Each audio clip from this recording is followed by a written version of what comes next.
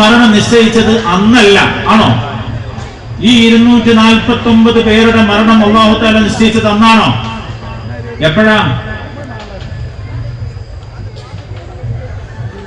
ഒരു മനുഷ്യന്റെ എല്ലാ വിവരങ്ങളെയും അല്ലാഹു തആല രേഖപ്പെടുത്തി വെക്കുന്ന സന്ദർഭത്തെ കുറിച്ച് പഠിപ്പിച്ചു തന്നിട്ടുണ്ട്. എപ്പോഴാത്?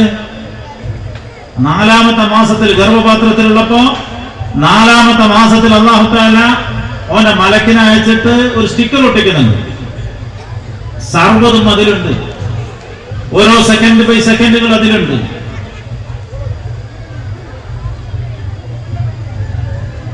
ചെറിയ കുട്ടി ആരുമില്ലേ?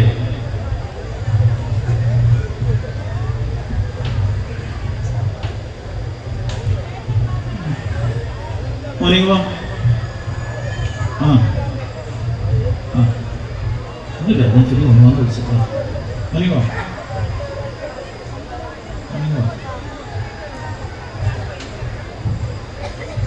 മോന്റെ പേരെന്താ? ആദ്യം മുഖാന്റെ പേരെന്താ? കുഞ്ഞമ്മത് എത്രാം ക്ലാസ്സിലാണ് പഠിക്കുന്നത്? മദ്രസയിൽ 4-5 4 പഠിക്കണേ. ആദം പറയുന്ന ഈ കുട്ടി കുഞ്ഞമ്മദ്ക്കാരുടെ പോൻ ആരെ വിവാഹം കഴിക്കുമെന്ന് പറയാൻ പറ്റിയവരാരെങ്കിലും ഞങ്ങളുടെ കൂട്ടത്തിലുണ്ടോ? ഉണ്ടോ? എപ്പം കഴിക്കുമെന്ന് പറയാൻ പറ്റിയവരുണ്ടാവുമോ? എത്ര മക്കളുണ്ടാവും? ആ മക്കൾ എന്തെല്ലാം ആവും? ഇവന് 25-ാമത്തെ വയസ്സിൽ ആരാവും, 28-ാമത്തെ വയസ്സിൽ ആരാവും? നമ്മളെടുത്തില്ല.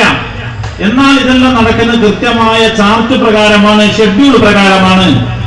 ഈ ഷെഡ്യൂൾ തയ്യാറാക്കപ്പെട്ടതാണ് 4-ാമത്തെ മാസം. നമ്മൾ അനുഭവിക്കുന്ന വിഷമങ്ങളിലും പ്രയാസങ്ങളിലും ബുദ്ധിമുട്ടുകളിലും കടങ്ങളിലും ഇടങ്ങേറിലും ആക്സിഡന്റിലും മരണങ്ങളിലും എല്ലാം കൃത്യമായ ഷെഡ്യൂൾ പ്രകാരം. ഇതിൽ നിന്ന് രക്ഷപ്പെടാൻ വേണ്ടി അല്ലാഹു തആല 2 സംവിധാനങ്ങൾ നമുക്ക് തന്നിട്ടുണ്ട്. അല്ലാഹു തആല നമ്മളോട് അങ്ങേയറ്റം കാരുണ്യമുള്ളവനാണ്. തബൂക്ക് യുദ്ധം കഴിഞ്ഞ ഹബീബായ റസൂലുള്ളാഹി സ്വല്ലല്ലാഹു അലൈഹി വസല്ലം തങ്ങളും സഹാബത്തും ഇങ്ങനെ നിൽക്കുമ്പോ ഒരു പെണ്ണിങ്ങൾ ഓടി വരാൻ, കുഞ്ഞിനെ കാണാത്ത ബേജാറിൽ ഓടി വരാൻ, എന്റെ കുഞ്ഞ് എവിടെയെന്നുള്ളത്. അങ്ങോട്ടും ഇങ്ങോട്ടും ഓടാൻ, എല്ലാവരും ഇത് കസാബൂതം നോക്കുകയാണ്.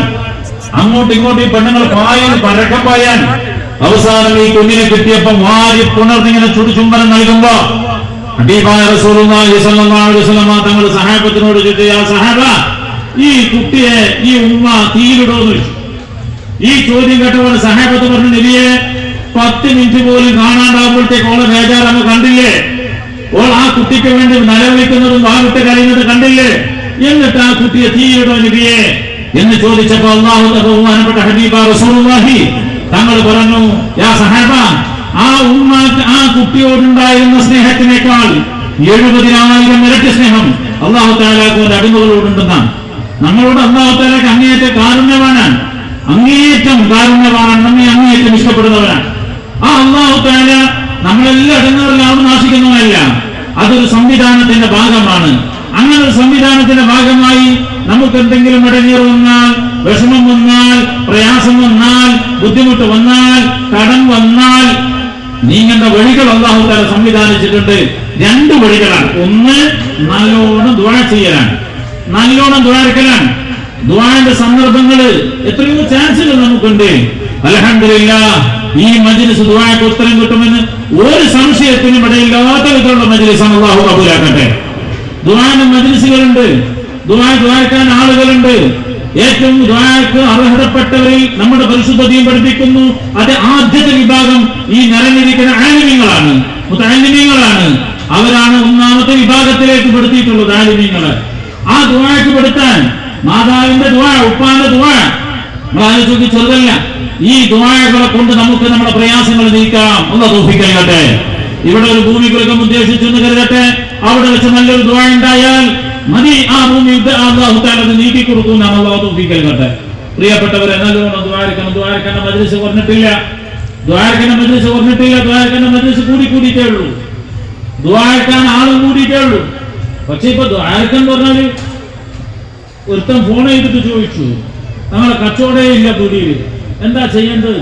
ഞാൻ ഓതാൻ കൊടുത്തു. എന്നിട്ട് ദ്വാരക്കാൻ വേണ്ടി പറഞ്ഞു. ഓൻ അടുത്ത ചോദ്യം ഉണ്ടായി, ഉമ്മ ഓതിയാ മതിയോ? ഇന്നെന്താ മറുപടി? ഞാൻ പറഞ്ഞു, ഈ പഞ്ചായത്ത് പ്രസിഡന്റിനെ ഏൽപ്പിച്ചോ, എന്നിട്ട് നീ ആടിയിരിക്കും. നമ്മൾ കാര്യക്കാൻ നിൽക്കുന്നില്ല. ദുആ നമ്മൾ പറഞ്ഞു വന്നത് മറ്റുള്ളവനെ ഏൽപ്പിക്കല. ഉദാഹരണമായി ഇപ്പൊ ദിക്റുകൾ, മരിച്ച ദിക്റുകൾ വ്യാപകമാണ്. 70,000 ദിക്റ് ചെല്ലാം അന്ന് എല്ലാവരും എന്നാ പിന്നെ 300 ചെല്ലാം, 300 ചൊല്ലി 400 ചൊല്ലി 70,000 എണ്ണം പിടിക്കാൻ തുടങ്ങി. അപ്പുറത്ത് 60 ആള്, ഇപ്പുറത്ത് 20 ആള്, ഒന്നും കൂടി കൂട്ടുമെന്ന് പറയും. ഇങ്ങനെയെല്ലാം കൂട്ടിയിട്ട് എണ്ണം പിടിച്ച് 70,000 ആക്കാൻ തുടങ്ങി. പഴയ കാലത്തല്ല, അത് സ്വന്തത്തിൽ തന്നെ 70,000 80,000 എണ്ണീറ്റടെ വെക്കും. സ്വന്തത്തിൽ ദിക്ർ ചൊല്ലി വെക്കും. ഇത് നാട്ടുകാരെ കൊണ്ട് ചെല്ലിക്കാൻ വേണ്ടി എത്രയും ചെല്ലും. ഈ പറഞ്ഞവന് മൊബൈൽ വന്നാൽ പിന്നെ മൊബൈലിന്റെ മുകളിലായില്ലേ. ദുആന്റെ മജ്‌ലിസ് പറഞ്ഞിട്ടില്ല, ദുആക്ക് ആള് പറഞ്ഞിട്ടില്ല, പക്ഷേ വേണ്ടത്ര ഫലം കിട്ടുന്നില്ല എന്നുള്ള പരാതി കൂടുതലാണ്. അതിൽ കാരണങ്ങളുണ്ട്. ദുആ ഞാൻ എന്തും മലക്കത്തും പറഞ്ഞിട്ട് കാര്യമില്ല. ദുആ സ്വീകരിക്കൂല എന്ന് ചിലരെ കുറിച്ച് പറഞ്ഞിട്ടുണ്ട്. അതിൽ വളരെ പ്രധാനപ്പെട്ടതാണ് മാതാപിതാക്കള്. ഉമ്മാനെ വിഷമിപ്പിച്ചിട്ടും ഉമ്മാനെ ബുദ്ധിമുട്ടിച്ചിട്ടും പ്രിയപ്പെട്ടവർ എത്രയാ ദുന്യവിയായ വിഷയങ്ങളുണ്ടെന്നറിയോ? ഞാൻ എന്റെ പ്രസംഗത്തിൽ സൂചിപ്പിക്കാറുണ്ട്. ഒരു സഹോദരൻ പറഞ്ഞു 8 വർഷമായി വീടിന്റെ പണി തുടങ്ങിയിട്ട് പൂർത്തിയാവുന്നില്ല, ഭയങ്കര പ്രയാസം, തടസ്സങ്ങൾ കൂടുതലാണ്. ഞാൻ ചോദിച്ചാൽ മോനെ നിന്റെ അടുത്ത് പൈസ ഉണ്ടോ? പൈസ ഇല്ലെങ്കിൽ പൂർത്തിയാവില്ലല്ലോ. പൈസന്റെ എല്ലാ പ്രശ്നം, ഭയങ്കര തടസ്സം. ഇങ്ങനെ പോയാൽ തടസ്സം തന്നെയാ. എന്താ ചെയ്യുന്നത് മനസ്സിലാവുന്നില്ല. ഞാൻ വീടൊന്ന് കാണണമെന്ന് പറഞ്ഞു. വീട് കാണാൻ വേണ്ടി പോയി. നിന്റെ സ്വന്തം വീട് എവിടെയാ? 10 കിലോമീറ്റർ അപ്പുറത്താൻ. ഭാര്യ വീട് 12 കിലോമീറ്റർ അപ്പുറത്താൻ. പിന്നെ നീ എങ്ങനെ നടുക്കെത്തിയെന്ന് ചോദിച്ചു. അപ്പം പറഞ്ഞു, തങ്ങളെ എന്റെ ഉമ്മ പറഞ്ഞു എന്നോട്, എന്റെ വീട്ടിന്റെ അടുത്ത് 10 സെന്റ് സ്ഥലമുണ്ട്, നീ ആടെ വീടെടുക്കണം. ഞാൻ ഈ വിവര സന്തോഷത്തോടെ എന്റെ ഭാര്യനോട് പറഞ്ഞപ്പോ എന്റെ ഭാര്യ പറഞ്ഞു, നിങ്ങളെ ഉമ്മാന്റെ അടുത്തും പെങ്ങളുടെ അടുത്തും മാത്രം ഞാൻ നിൽക്കൂല. പിന്നെ വീടായിരിക്കും ഭാര്യയ്ക്കും മക്കൾക്കുമല്ലേ, പിന്നെന്താ പൂർത്തിയാവാത്തത്? ഞാൻ ആ വീട് സ്ഥലം വിട്ടിട്ട് നീ ഉമ്മാന്റെ അടുത്ത് പോകണം. സന്തോഷകരമായ ജീവിതം എനിക്ക് കിട്ടും തോന്നില്ല. ഒരു ഹാർഡ്വെയർ ഷോപ്പുകാരൻ എന്നോട് പറഞ്ഞു, തങ്ങളെ എപ്പോ നോക്കിയാലും തികയാത്ത പോലെ. ഞാൻ ക്ലർക്ക് ഒരുത്തനുണ്ടായിരുന്നു, ഒരു അക്കൗണ്ടന്റ്. ഓനെ ഞാൻ പുറത്താക്കി.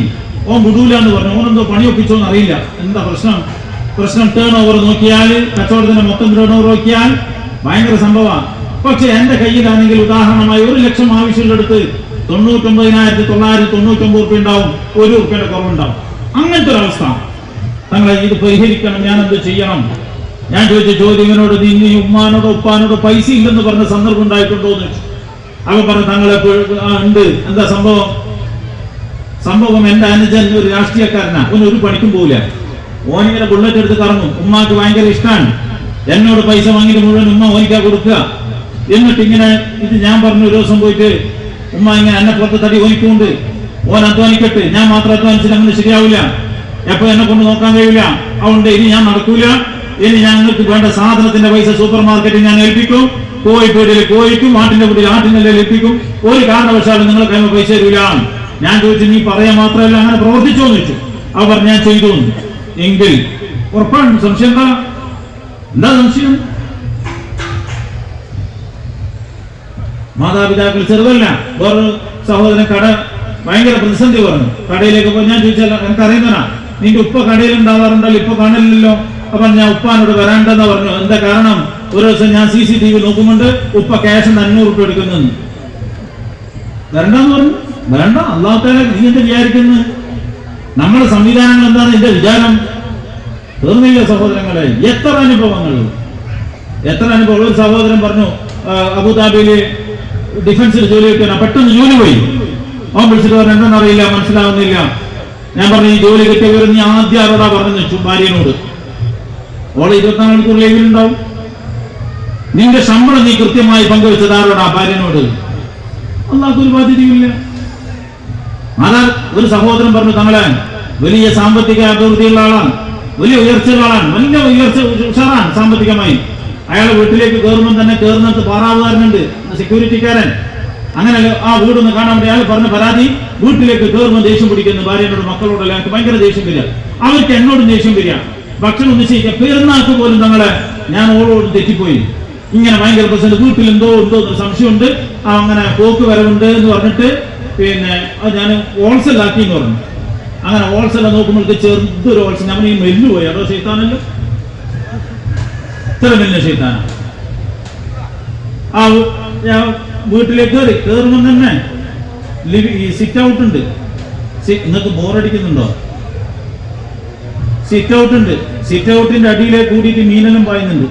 ഗ്ലാസ് വെച്ചിട്ട് നേരെ റൂമിലേക്ക് കയറി, ലിവിംഗ് റൂമിലേക്ക് സോഫയിൽ ഇരുന്നാല് ഭൂമിയുടെ അടിയിലെല്ലാം പോയിട്ട് വരാം, വലിയ സോഫ.